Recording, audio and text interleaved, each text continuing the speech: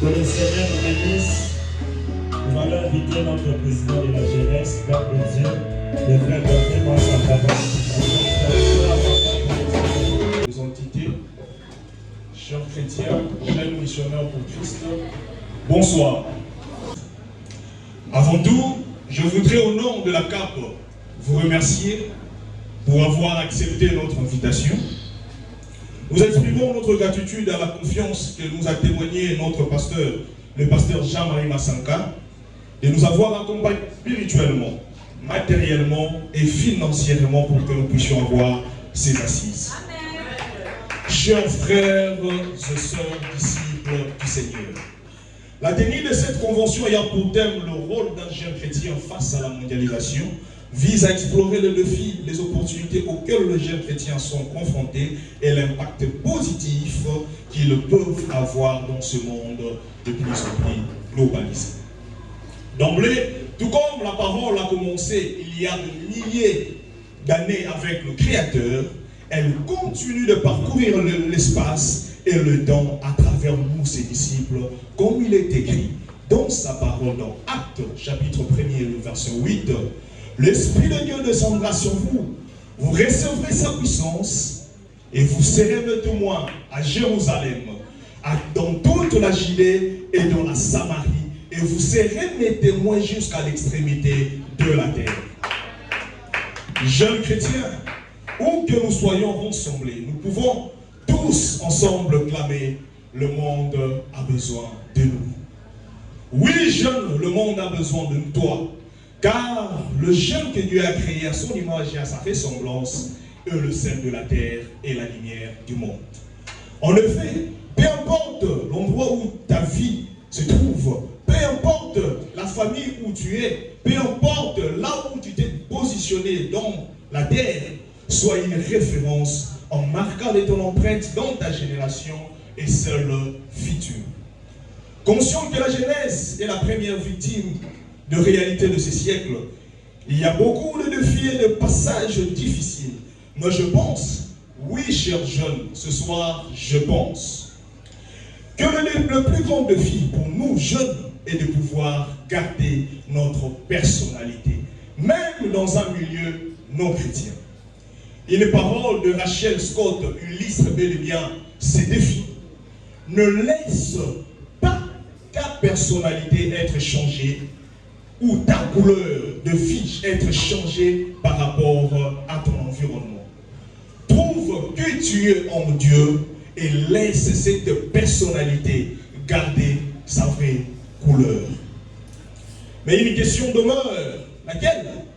Face aux écueils et aux opportunités de la mondialisation, quel rôle a joué un jeune chrétien? Voilà la problématique qu'elles vont développer nos intervenants tout au long de cette convention. Chers frères et sœurs jeunes chrétiens, je voudrais vous inviter à vous approprier cette convention en suivant attentivement nos intervenants pendant ce 2 jours et à participer activement de façon constructive au débat. Cela va nous permettre d'être amen. Oui, cette convention, je vous le confirme, ça va nous permettre d'être amen, de jauger la quintessence du rôle que nous, jeunes, nous avons à jouer dans ce monde globalisé. Cela étant, jeune, tu as un grand rôle à jouer dans ce monde. Jeune, tu es appelé à relever les défis de ce siècle. Jeune, tu es appelé à comprendre que tu es la pièce maîtresse du changement du monde et la pièce maîtresse qui va annoncer partout dans le monde que Jésus-Christ est Seigneur. Parce que nous jeunes, nous sommes la pièce maîtresse. Parce que nous jeunes, nous sommes la force. C'est une phrase que nous avons toujours repris dans la GMC à Cap. Jeunes chrétiens, nous sommes la force d'aujourd'hui et l'avenir de demain. J'aimerais que nous puissions garder cela au-dedans de nous. Que cette parole soit scellée dans nos cœurs. Par tout ce qui nous sera ne jamais oublier que jeunes nous sommes la force d'aujourd'hui et l'avenir de demain. En souhaitant un plein succès à cette convention, je vous remercie pour votre aimable attention.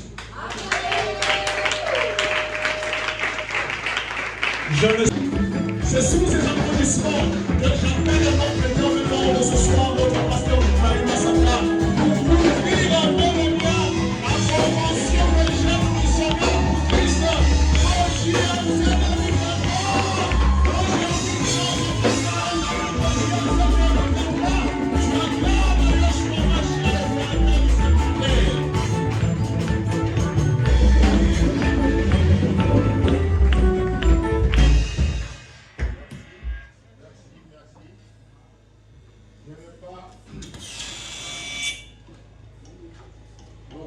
Je vois déjà la joie qui est en chacun de nous. Ça confirme que les choses seront positives. À Makani, l'Assemblée chrétienne Hôtel de Parfum, je déclare officiellement ouvert la première convention de la jeunesse missionnaire pour Christ à l'Hôtel de Parfum et je vous remercie.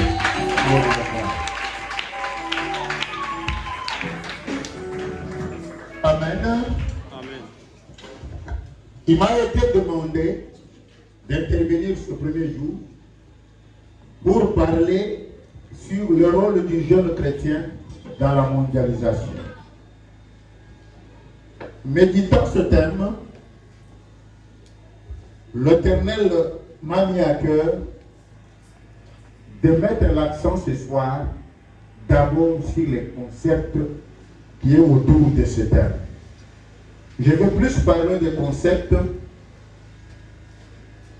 tous les concepts qui sont autour de ce thème, de manière à ce que, quand chaque jeune va comprendre bien chaque concept, je crois que ça nous facilitera la tâche de comprendre le rôle du jeune dans la mondialisation. Alors je vais te demander de me suivre. Parce qu'aujourd'hui, je veux plus moi parler seulement, préciser chaque concept, chaque terme utilisé. Et je crois que quand je vais terminer, toi-même tu comprendras le rôle que tu as à jouer dans la mondialisation. Comme pour nous, tout tourne autour de la parole de Yahushua HaMashiach, je vous invite à lire Jacques chapitre 2, verset 19. Nous nous tenons debout pour lire la parole. Jacques chapitre 2, verset 19 nous dit ceci. Tu crois qu'il y a un seul Dieu qui existe? Tu fais bien. Les démons aussi le croient et ils tremblent. Applaudissons la parole de Dieu. On va se mettre. Tu crois qu'il y a un seul Dieu qui existe? Tu fais bien. Mais sache que les démons aussi croient à ça. Et ils tremblent. Bien aimé. Beaucoup de ceux qui se croient bien avisés, beaucoup de ceux qui se croient intelligents, disent, ah, dans vos églises là, on vous distrait. Vous perdez le temps.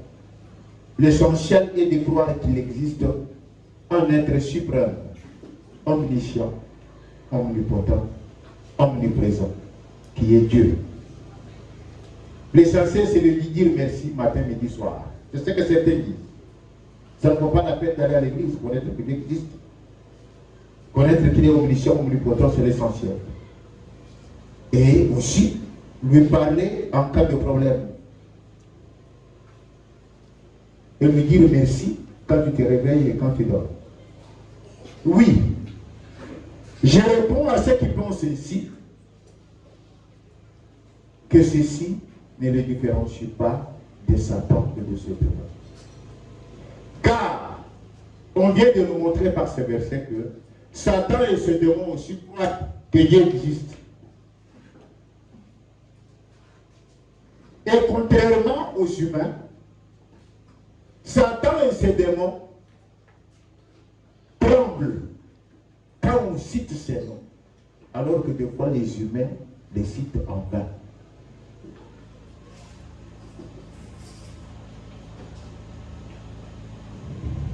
Donc, Croire que Dieu existe avec ses attributs omniscient, omniprésent, omnipotent, ne fait pas de toi, né de nouveau, peuple mis à part, sauvé pour la vie éternelle et disciple de Yahushua HaMashiach.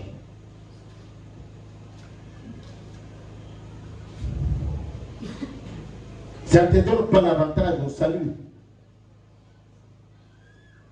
Oui. Il y en a qui disent, l'essentiel c'est connaître qu'il existe. Je me réveille, je lui dis merci. Quand j'ai un problème, je lui parle. Tu parles le matin à Dieu. Ou tu parles à Dieu en tant que problème. Sache que les démons aussi le font. Quand ils se reconnaissent finis, dépourvus d'action et de puissance. Des fois, les démons lui parlent aussi. Hein. Et il l'exauce même. J'espère que vous me suivez bien. Les démons parlent aussi à Dieu. Et des fois, Dieu exauce. Je vois ça dans Matthieu 8. Matthieu 8, verset 28 à 33. Matthieu 8, verset 28 à 33, nous dit ceci. Quand il y est abordé sur l'autre rive, dans le pays des Gadarénéens, deux démoniaques sortant des tombeaux vinrent à sa rencontre. Ils étaient si redoutables que personne n'osait passer par là. Ils lui crièrent, que veux-tu de nous, fils de Dieu? Que veux-tu de nous qui? Que veux-tu de nous qui? Je m'adresse aux jeunes, non? C'est comme si je m'adressais aux vieillards, bon moi. Ça, ce sont les démons qui parlent. Que veux-tu de nous, fils de Dieu? Es-tu venu ici pour nous tourmenter avant le temps? Es-tu venu ici pour nous tourmenter avant le temps? Il y avait loin d'eux un grand troupeau de pourceaux qui paissaient. Les démons suppliaient. Les démons suppliaient qui? Quand j'étais colombien extra quand tu fais la supplication. Les démons suppliaient. Ceux qui nous chassent, envoie-nous dans ces troupeaux de pourceaux. Il leur dit, allez. Ils sortirent et entrèrent dans les pourceaux. Alors tout le troupeau se précipita du haut de l'escarpement dans la mer, et ils périrent dans les eaux. Ceux qui les faisaient paître s'enfuirent et allèrent dans la ville pour tout raconter, et spécialement ce qui était arrivé aux démoniaques. Applaudissons la parole de Dieu. Ces démons reconnaissent Yahushua HaMashiach comme fils de Dieu. Oui, tu crois que j'ai vu un Dieu, tout fait bien. Mais les démons aussi le reconnaissent. Ils intercèdent même pour leur sort. S'il te plaît, jette-nous. Et leur intercession est exaucée par Jésus. Ce n'est pas parce que tu as demandé que Dieu t'a répondu que tu dois te taper la poitrine et que tu es de nouveau tué.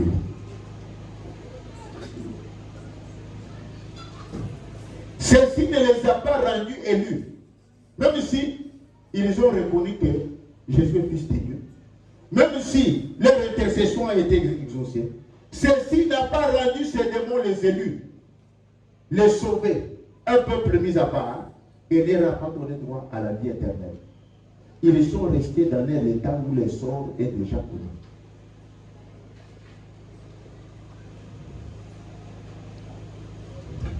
Que dit du cas de Caïn en Genèse 4, 13 à 16? Quand Caïn, habité par les démons, agit sous l'impulsion du démon tue son frère, alors que Dieu lui avait dit, si tu changes tes pensées, si tu te corriges, vraiment, le mal ne viendra pas. Il le fait. Dieu le chasse et le maudit. Caïn, sous la domination démoniaque, sous la malédiction de Dieu, il parle aussi à Dieu. Il intercède pour son sort. Il dit, oh, mais si tu me chasses, tout le monde qui me trouvera va me tuer maintenant. Il dit non, personne ne te tuera. Qui ose toucher Caïn sera vengé 7 fois. Il met même un signe pour que carrières ne soient pas touchées. Ce n'est pas parce que tu ne tombes pas malade, parce que tes affaires avancent, que tu peux te taper la poitrine. Que dire de situation de Job quand Satan plaide pour justifier pourquoi il est gardé? Donc, il y a une différence entre croire que Dieu existe et être chrétien disciple de Dieu. Ce soir, je suis venu m'adresser aux chrétiens et non pas aux croyants. Je ne m'adresse pas aux jeunes croyants, je m'adresse aux jeunes chrétiens. Il y a une différence entre croire que Dieu existe et être chrétien. Entre un simple croyant et un chrétien disciple, il y a une grande différence. En quoi un chrétien est différent d'un croyant? Actes chapitre 11, verset 25 à 26.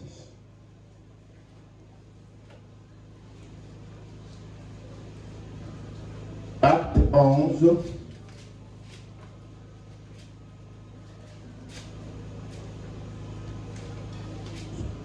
verset 25 à 26, ma Bible dit ceci.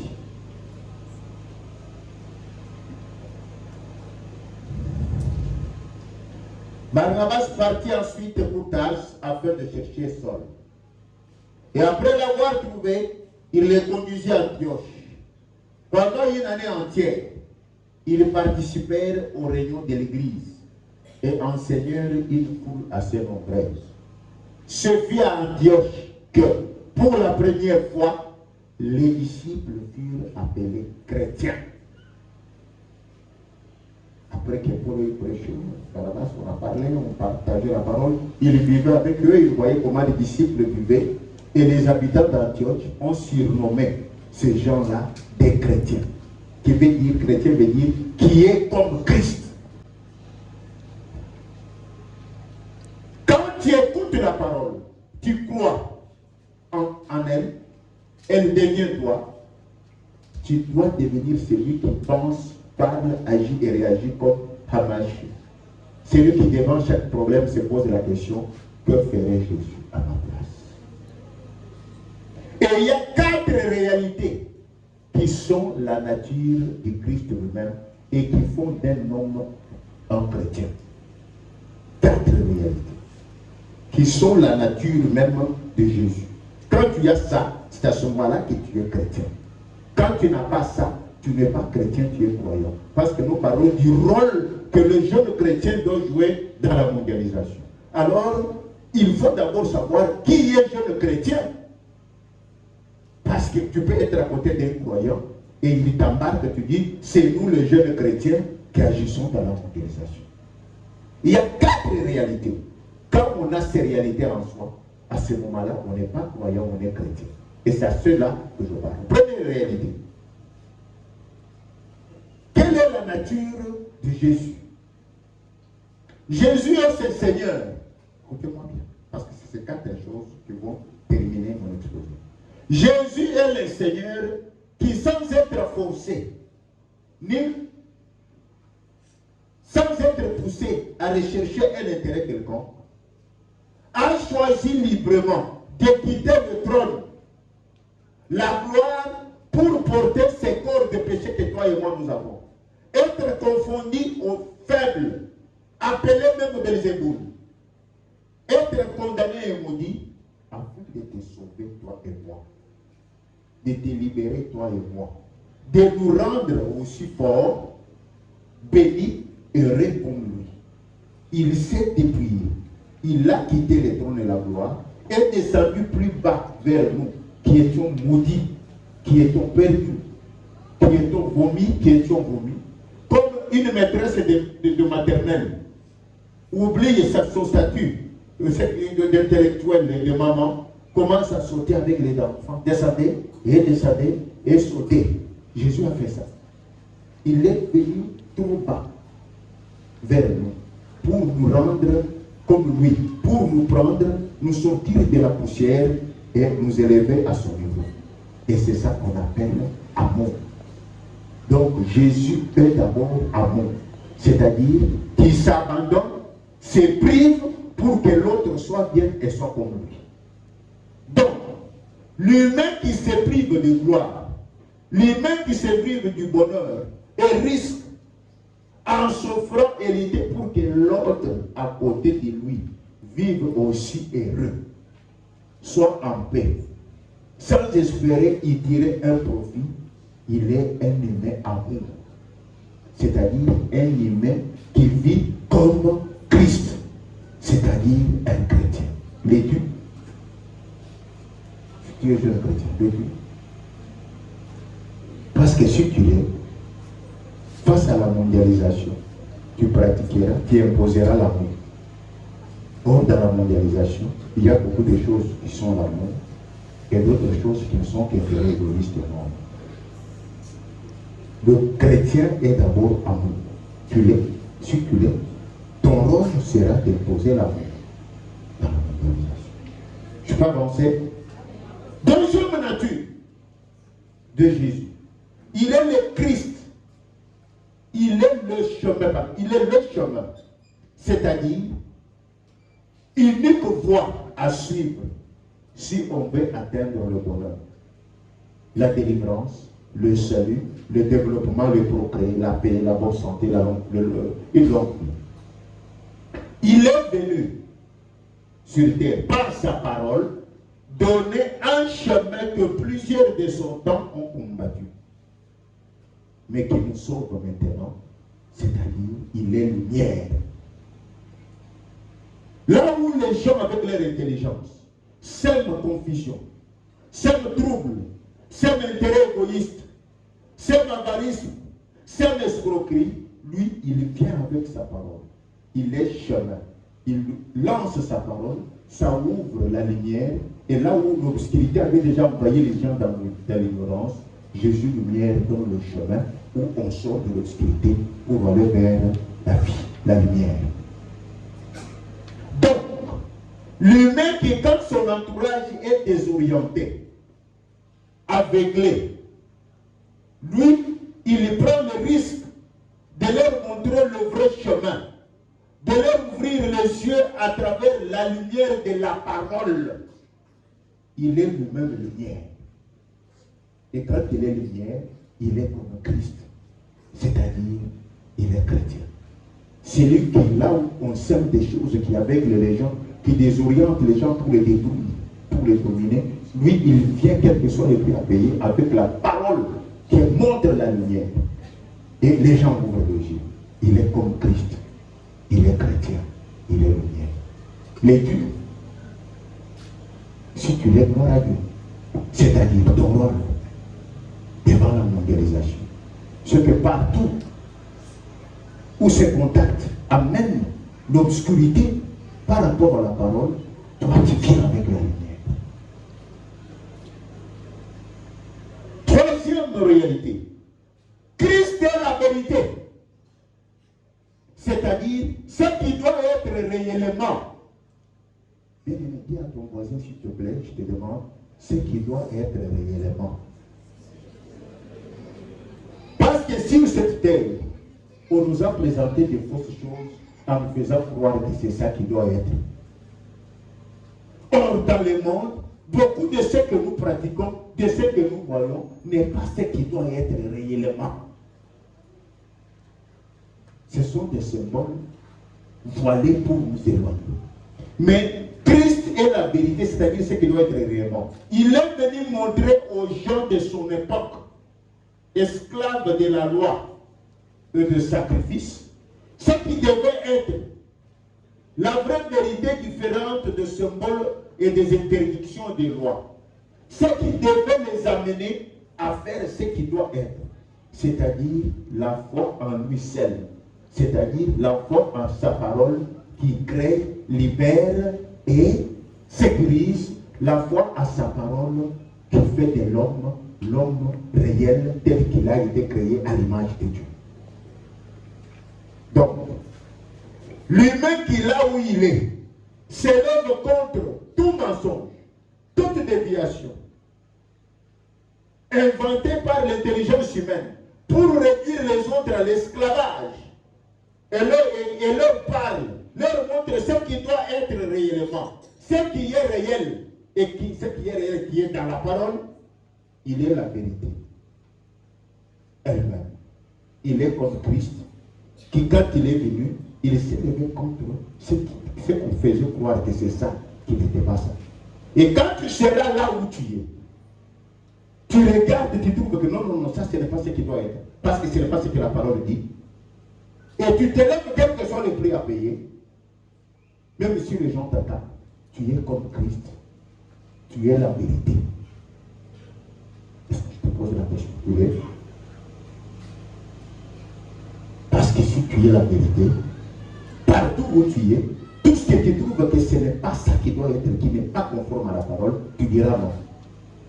Et tu montreras aux gens là où on peut prendre. Même si on vous propose de l'argent, le chrétien vérité.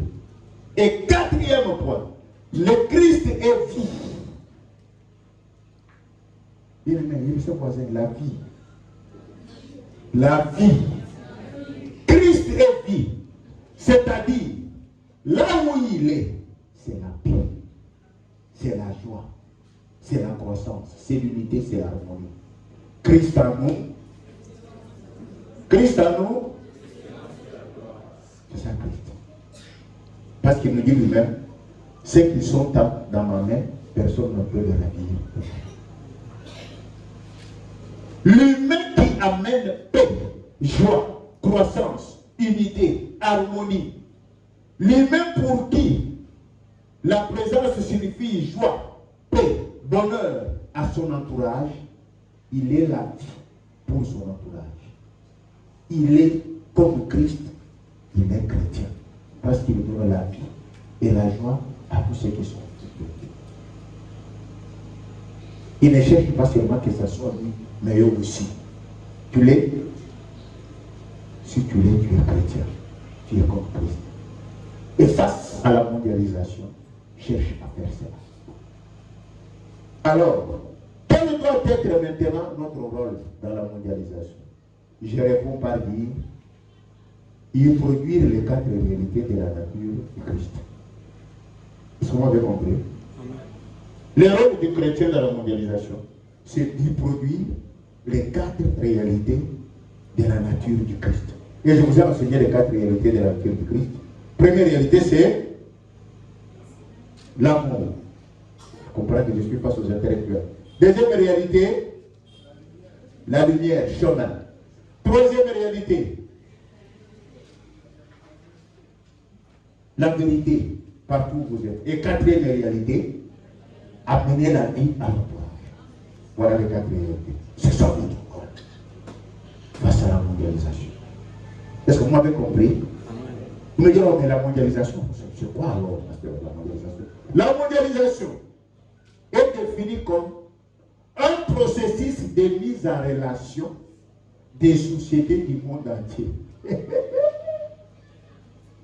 Un processus de mise en relation des sociétés du monde entier avec leurs cultures, leurs traditions, leurs inventions, leurs mœurs.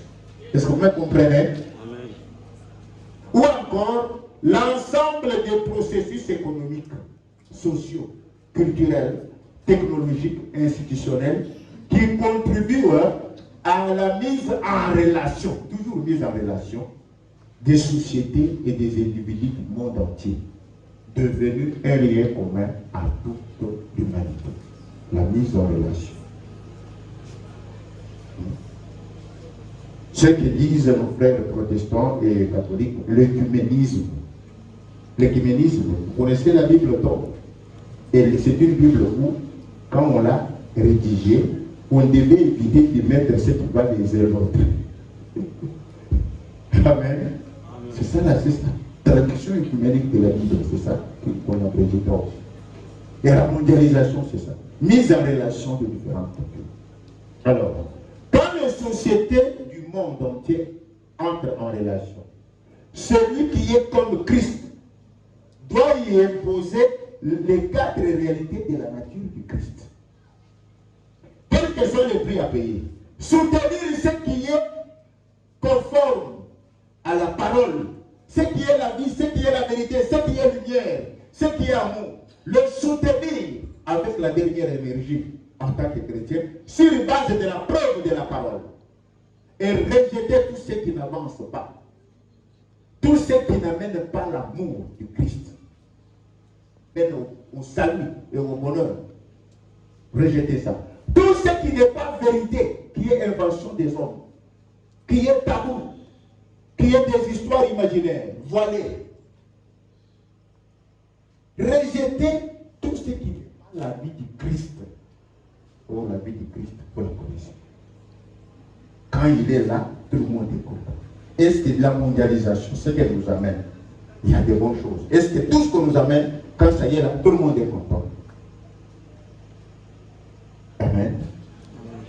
Avec la mondialisation, je vous parle aujourd'hui à voix basse, mais vous m'entendez comme si je parlais à la voix de Dieu. Est-ce qu'on doit rejeter ça? Hein? Avec la mondialisation, je peux causer avec ma grand-mère qui se trouve au village à 2000 km. Est-ce qu'on doit rejeter ça? Oui, je m'intéresse au Dieu, on doit rejeter ça. C'est opposé à la parole. C'est opposé à la parole. C'est opposé à Dieu. Voilà. J'ai dit les chrétiens doivent tenir compte de ce qui est conforme. Mais avec la mondialisation, on a dit mise en relation. Il y a aussi des choses qu'on ne peut pas, avec les quatre réalités du Christ, accepter. Sur le plan économique, la mondialisation nous a amené beaucoup de choses, bien sûr. On accepte. Mais le capitalisme au style occidental avec ses conséquences, où les uns doivent toujours être riches et les autres doivent toujours demeurer. Hein? Vous connaissez ça, monsieur? Hein? C'est parmi la mondialisation, non, le capitalisme. Tout le monde aspire à ça, même les chrétiens. Même les dirigeants qui deviennent chrétiens soutiennent ça. Que les riches restent riches et que les pauvres s'appauvrissent. Les chrétiens vont soutenir ça. Mais c'est ça. Mise en relation de ce que les autres font. La culture. Je parle vite parce que moi je parlais des concepts. C'est demain que quel jour je vais entrer en profondeur de ça. Moi j'ai voulu te montrer, toi chrétien, ton rôle c'est les quatre réalités. Dans la culture par exemple. Aujourd'hui, il y a la culture que nous acceptons. On nous a amené la culture européenne avec la propriété, laver les mains, c'est très bien. Mais il y a aussi d'autres cultures qui restreignent la famille, par exemple. Avec la notion de la famille restreinte, enfermée chez soi. La famille restreinte, enfermée chez soi. Et les chrétiens vont transformer ça en une phrase, l'état d'âme. C'est une phrase, l'état d'âme. C'est la mondialisation. Quand j'étais à Paris, vous savez, quand j'étais à Paris,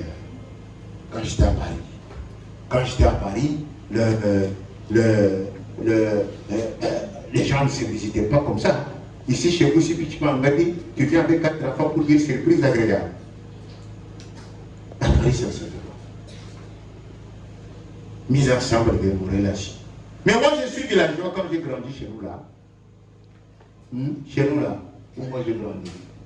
Je mangeais avec les enfants de mes tantes, de mes oncles. On n'arrivait même pas à comprendre que nous sommes des cousins. On mangeait ensemble, on dormait ensemble.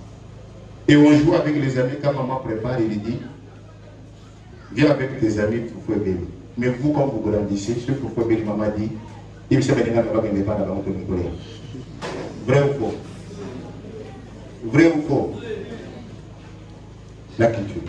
Est-ce que quelqu'un qui est comme Christ peut se comporter comme ça? Oui, jeune, il peut se comporter comme ça. Moi, je suis terre à terre, vous entrerez en profondeur après. Les innovations de la nature humaine. Droit à l'enfant. Droit de l'enfant. Droit de l'enfant. Conséquence aujourd'hui, à 18 ans, dans certaines cultures où nous devons entrer en relation là, l'enfant va choisir son sexe. Hein? Or, à la naissance, quand on regarde un enfant, on dit c'est un homme ou c'est une homme. Mais la mondialisation, il y a la culture qui dit à 18 ans, l'enfant est libre de choisir son sexe. Donc ton garçon vient me dire papa, moi j'ai choisi de devenir fille. Et c'est toi qui dois sortir l'argent pour qu'on aille faire la chirurgie. Tu refuses, il va à la police, on t'arrête. Amen. Amen. Et dans les 4 réalités du Christ, qui sont basées sur la parole. Or, la parole, c'est l'obéissance à la volonté de Dieu. Les chrétiens, face à la mondialisation, doivent aller ça. Les droits de l'enfant, c'est bon. Sa Majesté l'enfant, ça vient de qui? D'un grand franc-maçon, Jean-Jacques Rousseau. L'enfant ne doit pas être de Sa Majesté. L'enfant ne connaît rien, c'est son père qui doit, et sa mère qui doit lui dicter. De notre temps, nous, on savait lire et écrire correctement. Parce que quand on nous apprend la cour du participe passé, tu n'as pas retenu le matin, c'est la chicotte pendant l'heure du cours de grammaire. Maintenant, il est strictement interdit à un enseignant de chicoter. Moi, j'ai retenu la récitation des corbeaux, les renards, les veaux et l'agneau, pas parce que je voulais retenir, mais parce que j'avais peur de la chicote de mes yeux. Et cette chicote était aussi. Mais maintenant, c'est Sa Majesté l'enfant. Toute punition était. La maman peut dire à l'enfant, Georges, c'est l'heure du devoir. Ah, maman, laisse-moi, je suis en train de regarder la télé. Tu es libre, hein? À mon temps, ce n'était pas ça. À telle heure, c'est le devoir, et c'est le devoir tout ça. Quand tu arrêtes, l'enfant résiste, il va t'accuser à la police. On risque de te déraper. J'espère que vous connaissez des choses que je dis là. L'innovation des hommes, il y a le mariage libre, la liberté dans l'amour. Le mariage libre, c'est l'homme et la femme sont pas mariés. L'homme est libre. Il peut amener une autre amie à la maison. La femme n'a rien à dire, le mariage est libre. La femme aussi peut amener son copain à la maison. L'homme n'a rien à dire. Alors quand tu arrives chez ton ami, là, tu dis, où est ta femme? Non, ils sont avec son ami dans la chambre, là, ils causent. Il a tenu, ils font quoi? Ils causent. Mariage est libre. Ça existe déjà. Même chez ici, hein. Liberté dans l'amour. Il y a des pays qui ont dit, le papa peut aimer son enfant. C'est normal, il est libre. J'ai vu même le mariage d'une personne avec un cheval. Pourquoi pas parler de mariage homme-homme? Où j'ai vu un prêtre tabassé aux États-Unis, arrêté parce qu'il a prêché contre l'homosexualité dans l'église. Vous avez encore la chance. Parce que je parle de ces choses, je sais qu'on ne va pas m'arrêter. Quel rôle vous allez jouer maintenant dans cette démondialisation avec les 4 réalités du Christ? J'espère que je réponds. Le meurtre, les assassinats et empoisonnements devenus une réalité aujourd'hui. Mais chrétiens, je te dis que même nous, quand on n'avait pas encore la mondialisation, moi j'ai grandi au village. Au village, j'avais les maisons avec le chaume. Vous connaissez le chaume, hein? Hein?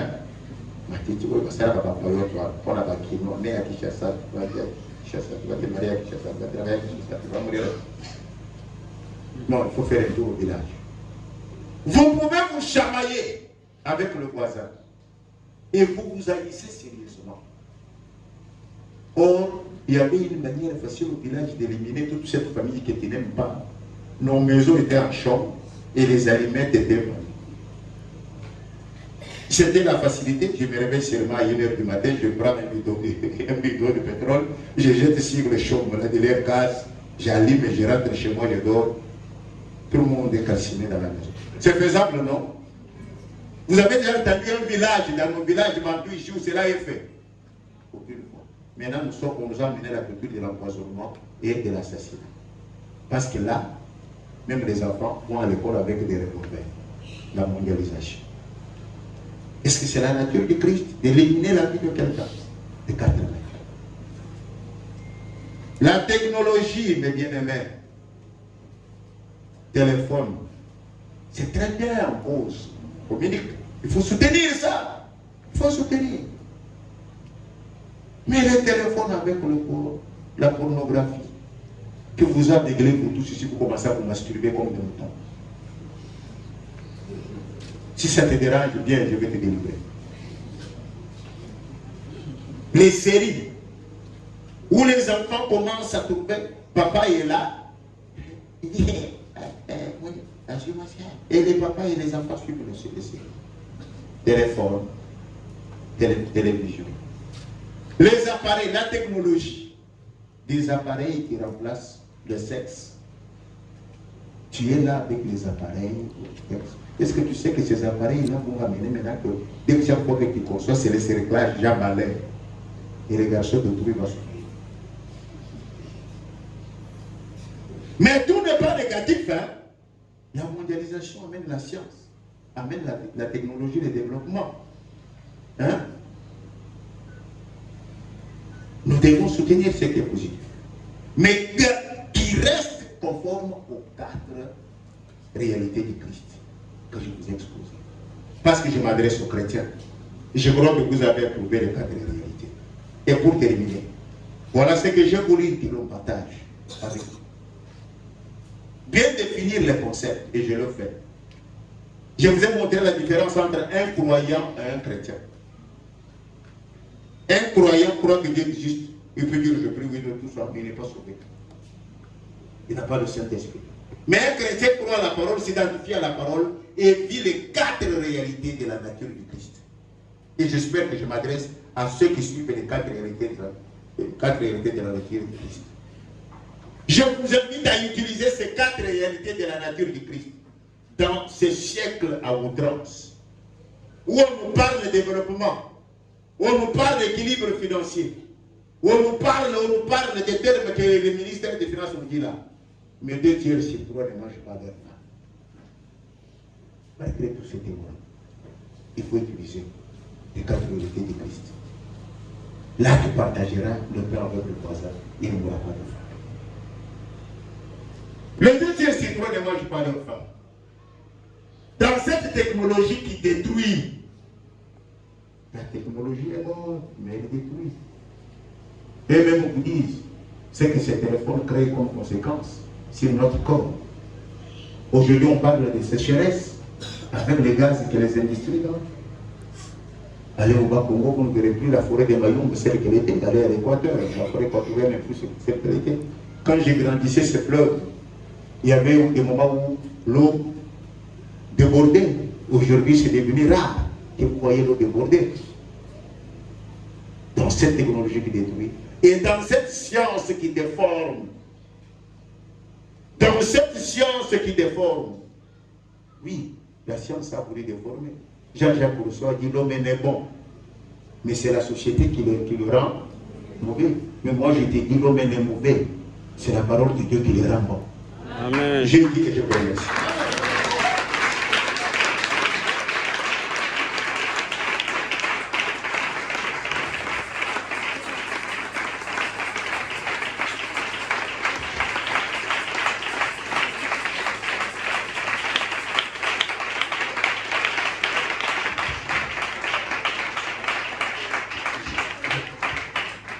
Je crois que je remets la parole au modérateur. S'il y a des questions. J'ai été trop clair. Moi, je n'ai enseigné que les 4 réalités. Et j'ai montré ce qu'est la mondialisation. Et je vous ai invité à pratiquer les 4 réalités face à la mondialisation. C'est ça le rôle pour moi. S'il y a des questions, vous pouvez vous manifester. S'il y a des questions. Et j'ai parlé de la différence entre les croyants et les chrétiens. Là aussi, on peut poser des questions. Juste 3 questions, parce que nous sommes derrière le temps.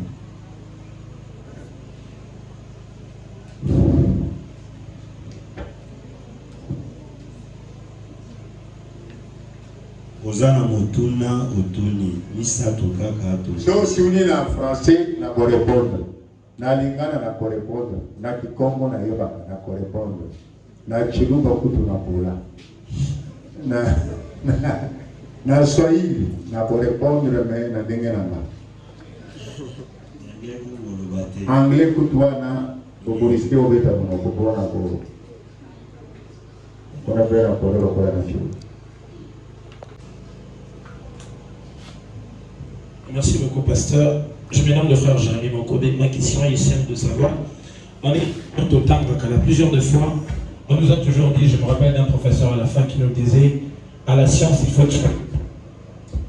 Un professeur qui nous disait, à la science, il faut tuer Dieu. Qu'est-ce que vous conseillerez aux jeunes, étant jeunes étudiants, qui nous servons de la science pour développer le monde? Qu'est-ce qu'un jeune étudiant? Astrologue.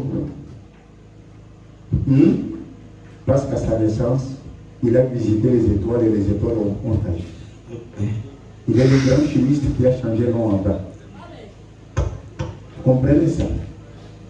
Je peux le qualifier, c'est un monsieur qui a choisi, qui a transformé même la loi de la nature parce que la loi de la pesanteur, il a changé. C'est un grand physicien, il est monté. Il a marché sur les eaux. Quand on est avec Dieu, quand on est d'accord, on sera un véritable scientifique.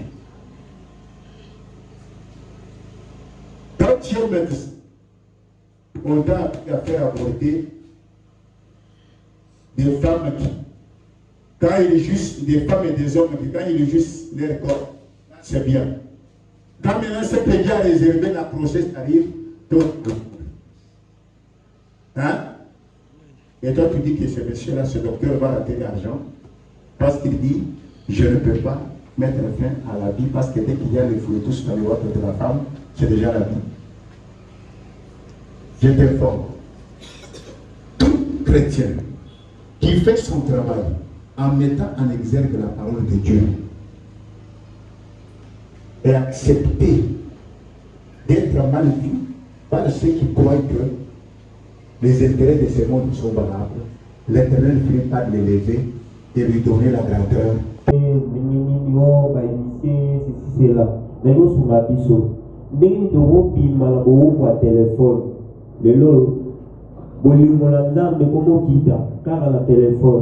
La place autant la Bible, mais tout le monde autant la téléphone. Donc autant la sous. Alors tout ça jeunesse au de limite tout bima la kamwa ndenge no go sur la biso tout bima. Merci. J'ai dit que Christ est chemin. Chemin, c'est-à-dire ne peut orienter l'autre à ne suivre ce qui est bien. Tu ne peux pas orienter l'autre quand tu ne sais pas t'orienter toi-même. Nous tous nous utilisons le téléphone. Tu arrives, tu ouvres, tu ne peux pas. Tu es sur YouTube par exemple, et tu vois un monsieur qui vous invite qui dit tu veux te initier à la franc-maçonnerie, tape seulement. Toi tu connais que je suis chrétien. Moi je ne dois pas être formé au satanisme, mais je dois être formé à la vie chrétienne. Quand tu tapes pour qu'on t'enseigne la franc-maçonnerie, c'est ton libre arbitre qui a dit, ce n'est pas Jésus. Hein? Chaque homme a son libre arbitre. Nous serons jugés seuls, chacun selon son libre arbitre. Moi qui suis chrétien, quand je suis sur le téléphone, je vois on dit tape ici, c'est pour l'initiation à la franc-maçonnerie, je ne tape pas. Si je suis dans un groupe où je vois que ici, moi je suis en train de suivre des choses qu'il faut, mais ce groupe-là, ou cette personne-là, il m'envoie des vidéos qui sont des films pornographiques. Mais je le bloque. Mais je le bloque. Papa, le téléphone n'est pas mauvais. Je serai un faux pasteur si je vous dis que le téléphone est mauvais, laissez le téléphone. Je vais laisser le téléphone, je veux savoir une chose qui se passe comme ça. Papa, je suis un utilisateur de téléphone sur WhatsApp, sur Facebook. Mais, c'est ce que j'ai dit. Est-ce que le téléphone ne nous a mené que des choses positives? Hein? Le téléphone a tué le foyer. Papa est au coin, avec le téléphone, maman est au coin, les enfants, chacun dans son coin. On ne se parle plus. Or, nous, quand on grandissait, les soirs, c'était les moments où papa et maman étaient là avec les enfants. Nous connaissons nos histoires, nos arrière-grands-parents étaient comme ça. C'était les soirs. Sambolé, qui va te dire ça? Parce que même ton grand-père a son téléphone. Ta grand-mère a son téléphone. Qui va te parler de Sambolé? Vous comprenez? Le téléphone est utile, mais le téléphone a tué le monde. Le téléphone a tué même la connaissance. Parmi vous ici, je ne minimise pas. Si je dis seulement écrivez-moi, nous fûmes reçus par le président et après nous partîmes vers le de la nation où la réunion s'éteint. Vous allez m'écrire des histoires terribles. Parce que là, c'est le passé simple. Hein? C'est à bombarder. Pourquoi? Parce que le téléphone vous a appris à écrire en lingala avec des abréviations, ce que vous voulez dire dans une langue étrangère qui est français. Le téléphone ne peut pas. Mais il n'y a que la personne qui utilise le téléphone. Tu es responsable d'être qui doit savoir quand utiliser le téléphone et qu'est-ce qu'il faut suivre dans le téléphone. Un chrétien qui trouve des films porno par hasard là-bas, mais ça t'envoûte. Combien de gens ont envoûté par le téléphone? Mais papa, moi, il y a des gens que je ne suis pas dans le téléphone. Même des pasteurs.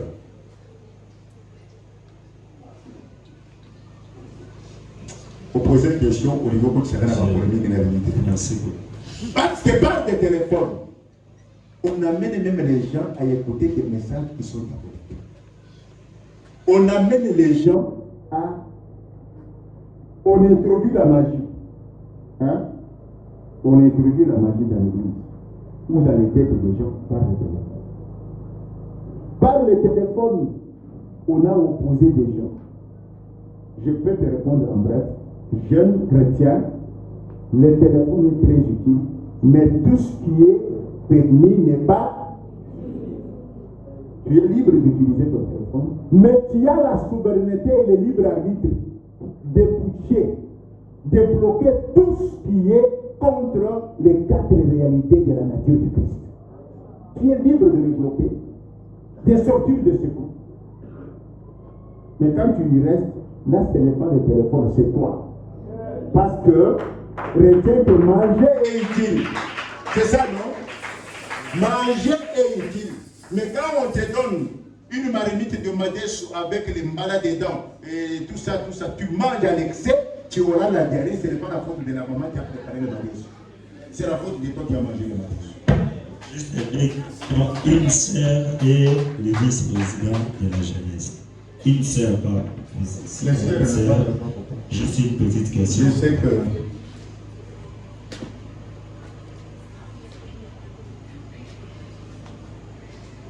Merci papa pour la parole. Je vais parler parce que vous avez parlé de la science, vous avez parlé du téléphone. Je veux savoir à propos de la télé, parce qu'il y a beaucoup de gens qui sont accros à la télé. Par exemple, de séries, novellas, de A+, Mabo KTV, tous là on regarde ça.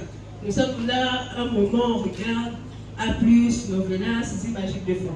Maintenant, je veux savoir si cela aussi peut nous conduire à une chute, par exemple, ou que ton boum est là, tout ça, la macaco est là, en dehors, il y a 4 réalités de Jésus. Je veux savoir concernant la télé aussi. Je te répondrai comme j'ai répondu pour le téléphone. La télévision est très utile et elle restera utile, mais tout ce qui est à la télévision n'est pas utile pour un chrétien. Pour te montrer que la télévision est utile, je connais une église où les fidèles ne suivaient pas la télé. Suivre la télévision pour cette église-là, c'était un peu. Vous savez ça? Mais aujourd'hui, cette église a une chaîne de télévision. Est-ce que vous pouvez comprendre ça? Quand ils ont commencé, qui regardent la télévision, on peut que n'est pas pasteur. Papa n'a pas quitté. Mais aujourd'hui, ils ont une chaîne de télévision. Vous savez, quand les Motorola ont commencé, tout pasteur qu'on voyait avec les Motorola, on disait, oh, pasteur, aucun en Inde. Or, c'était juste un moyen de communication. Aujourd'hui, qui est le pasteur qui n'a pas le téléphone? La télévision est bonne, ma fille. On y enseigne de bonnes choses. Hein? Dans des séries là, il y a des séries qui enseignent la moralité.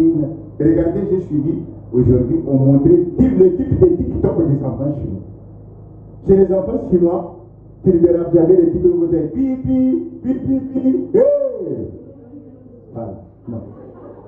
Les TikTok des enfants chinois, vous verrez, on leur montre comment on peut faire une chaise qui se transforme, ça devient un lit, et après ça devient l'escalier.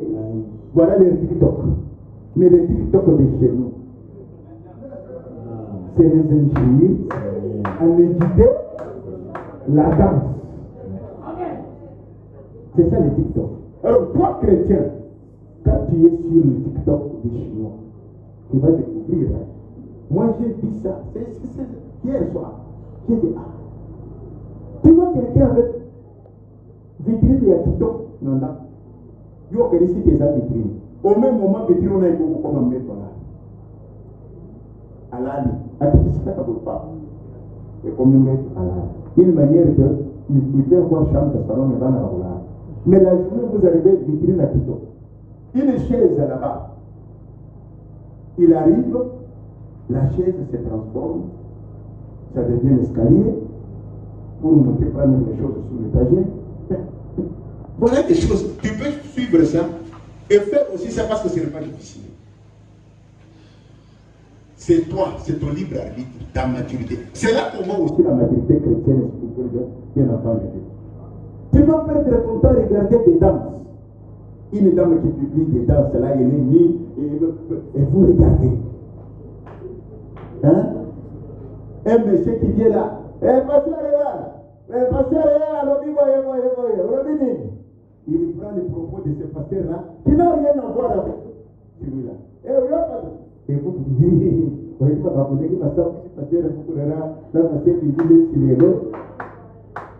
voilà, vous dites quoi. Tu perds le temps de regarder ça pour vous lieu de lire la Bible à cet homme. Moi, je te dis la télévision, qu'est-ce que tu dis? Et les diffuse. Oh. Si tu dis aux jeunes de ne plus regarder la télévision, ma maman, chez eux, va te dire,